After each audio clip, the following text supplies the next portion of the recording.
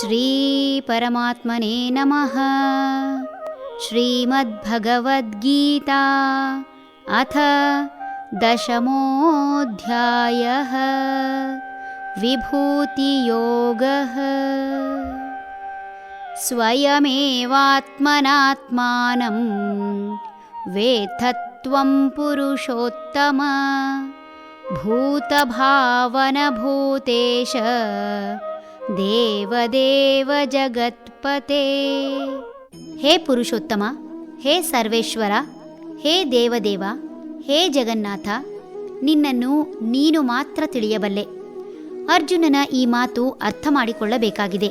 ಪ್ರತಿಯೊಬ್ಬರೂ ಭಗವಂತ ತನ್ನನ್ನು ತಿಳಿದುಕೊಂಡಂತೆ ತಮ್ಮನ್ನು ತಿಳಿದುಕೊಂಡರೆ ಬದುಕು ಸುಂದರವಾಗುವುದರಲ್ಲಿ ಸಂದೇಹವಿಲ್ಲ.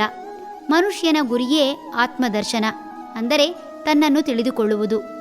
ಮನುಷ್ಯ ತನ್ನನ್ನು ಅರಿತಾಗ ಮಾತ್ರ ಭಾವೋದ್ವೇಗದಿಂದ ಮುಕ್ತನಾಗಲು ಸಾಧ್ಯ.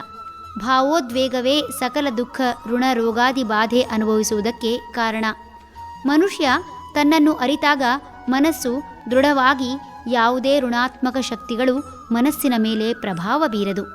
ಹಾಗೆ ನೋಡಿದರೆ ಪ್ರತಿಯೊಬ್ಬ ಮನುಷ್ಯನೂ ನೋಡುವುದಕ್ಕೆ ವಿಭಿನ್ನವಾಗಿದ್ದರೂ ಆಹಾರ, ವಿಹಾರ, ವ್ಯವಹಾರ ಒಂದೇ ರೀತಿಯಲ್ಲಿ ಮಾಡಿದರೆ ತಪ್ಪೇನೂ ಆಗದು.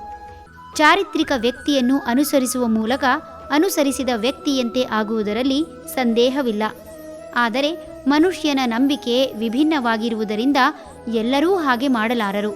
ಒಲ್ಲದ ಗಂಡನಿಗೆ ಮೊಸರಲ್ಲೂ ಕಲ್ಲು ಎಂಬಂತೆ ಉತ್ತಮ ಆಡಳಿತ ಮಾಡಿ ಮಾನವ ಕುಲಕ್ಕೆ ಆದರ್ಶ ವ್ಯಕ್ತಿಯಾದ ಶ್ರೀರಾಮನಲ್ಲೇ ತಪ್ಪು ಹುಡುಕುವ ಜನರು ತಮ್ಮನ್ನು ತಿಳಿಯುವ ಮೂಲಕ ಜ್ಞಾನಿಯಾಗಲು ಪ್ರಯತ್ನಿಸುವುದು ಬಹಳ ವಿರಳ. ತಮ್ಮನ್ನು ತಾವು ತಿಳಿದುಕೊಳ್ಳಲು ಸಾಧ್ಯವಾಗದಿದ್ದರೂ ಇನ್ನೊಬ್ಬರ ಜೀವನ ತಿಳಿದು ಅಳವಡಿಸಿಕೊಳ್ಳುವುದರ ಮೂಲಕ ಉತ್ತಮ ಜೀವನ ನಡೆಸಲು ಸಾಧ್ಯ ಎಂಬ ಅರಿವು ಅರ್ಜುನನಿಗೆ ಬಂದಿರುವುದರಿಂದ ಆತ ಭಗವಂತನನ್ನು ಯಥಾವತ್ತಾಗಿ ತಿಳಿಯಲು ಪ್ರಯತ್ನಿಸುತ್ತಿದ್ದಾನೆ. ಹರಿ ಓಂ ತತ್ಸತ್.